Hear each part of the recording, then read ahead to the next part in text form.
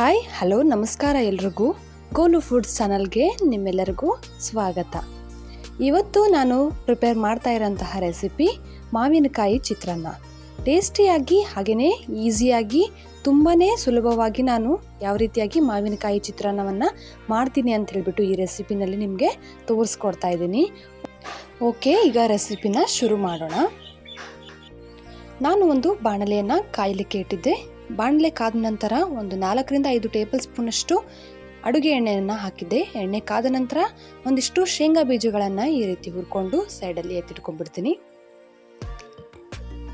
ಲೈಟಾಗಿ ಹುರಿದ್ರೂ ಸಾಕು, ಹುರ್ಕೊಂಡ್ಬಿಟ್ಟು ಈ ರೀತಿ ಸೈಡಲ್ಲಿ ಎತ್ತಿಟ್ಕೊಂಡ್ಬಿಡ್ತೀನಿ. ಈಗ ಅದೇ ಎಣ್ಣೆಗೆ ಸ್ವಲ್ಪ ಸಾಸಿವೆ ಹಾಗೆಯೇ ಒಂದು ಸ್ವಲ್ಪ ಜೀರಿಗೆ, ಸಾಸಿವೆ ಸಿಡಿದ ನಂತರ ಒಂದಿಷ್ಟು ಕಡಲೆಬೇಳೆ ಹಾಗೆಯೇ ಸ್ವಲ್ಪ ಉದ್ದಿನಬೇಳೆ, 2 ಟೇಬಲ್ ಸ್ಪೂನಷ್ಟು ಉದ್ದಿನಬೇಳೆಯನ್ನು ಹಾಕಿದ್ದೀನಿ. ಲೈಟಾಗಿ ಸ್ವಲ್ಪ ಎಣ್ಣೆಯಲ್ಲಿ ಫ್ರೈ ಮಾಡ್ಕೊಂಡ್ಬಿಡ್ತೀನಿ. ಈಗ 2 ಕಾಳು ಚೆನ್ನಾಗಿ ಫ್ರೈ ಆಗ್ತಾ ಇದೆ. ಈಗ ನಾನು ಹಸಿಮೆಣಸಿನಕಾಯಿ ಹಾಗೆಯೇ ಒಣ ಮೆಣಸಿನಕಾಯಿ ಎರಡು ಚಿಕ್ಕದಾದಂತಹ ಹಸಿಮೆಣಸಿನಕಾಯಿ ಹಾಕಿದ್ದೀನಿ. ಹಾಗೆ ಬ್ಯಾಡಗಿ ಮೆಣಸಿನಕಾಯಿ ಒಂದು 3ರಷ್ಟು ಕಟ್ ಮಾಡಿ ಹಾಕಿದ್ದೀನಿ. ಹಾಗೆಯೇ 2 ಮೀಡಿಯಂ ಸೈಜಲ್ಲಿರುವಂತಹ ಈರುಳ್ಳಿನ ಕಟ್ ಮಾಡಿಕೊಂಡು ಹಾಕಿದ್ದೀನಿ. ಈಗ ಲೋ ಫ್ಲೇಮಲ್ಲಿ ಸ್ವಲ್ಪ ಹೊತ್ತು ಈರುಳ್ಳಿ ಮೆತ್ತಗಾಗೋವರೆಗೂ ಹುರ್ಕೊಂಡ್ರೆ ಆಯಿತು.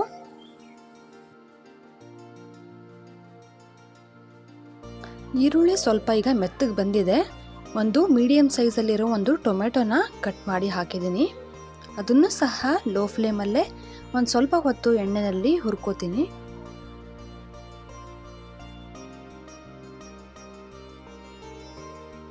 ಈಗ ಒಂದು ಮೀಡಿಯಂ ಸೈಜಲ್ಲಿರುವಂತಹ ಮಾವಿನಕಾಯಿನ ತುರಿದು ಒಂದು ಅರ್ಧ ಬೌಲಷ್ಟು ಮಾವಿನಕಾಯಿಯನ್ನು ಹಾಕಿದ್ದೀನಿ. ಅದನ್ನು ಸಹ ಸ್ವಲ್ಪ ಹೊತ್ತು ಹುರ್ಕೋತೀನಿ.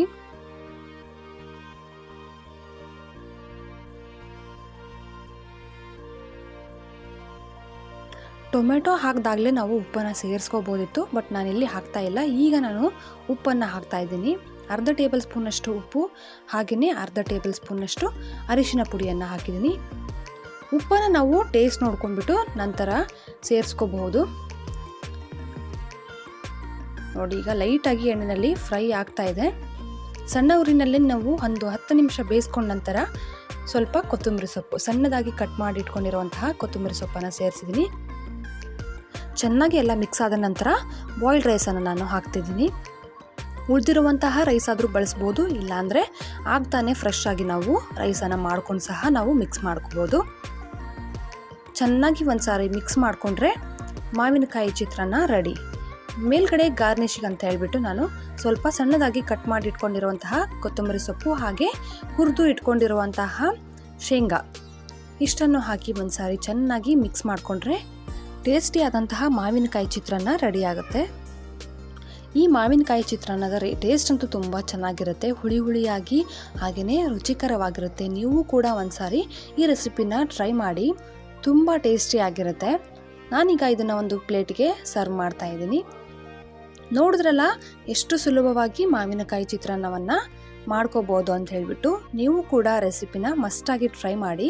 ರೆಸಿಪಿ ಇಷ್ಟ ಆಗಿತ್ತು ಅಂದರೆ ನಿಮ್ಮ ಫ್ರೆಂಡ್ಸ್ ಹಾಗೆ ರಿಲೇಟಿವ್ಸ್ಗೆ ವಿಡಿಯೋನ ಶೇರ್ ಮಾಡಿ, ಹಾಗೆಯೇ ಲೈಕ್ಸ್ ಮಾಡಿ, ಕಮೆಂಟ್ಸ್ ಮಾಡಿ.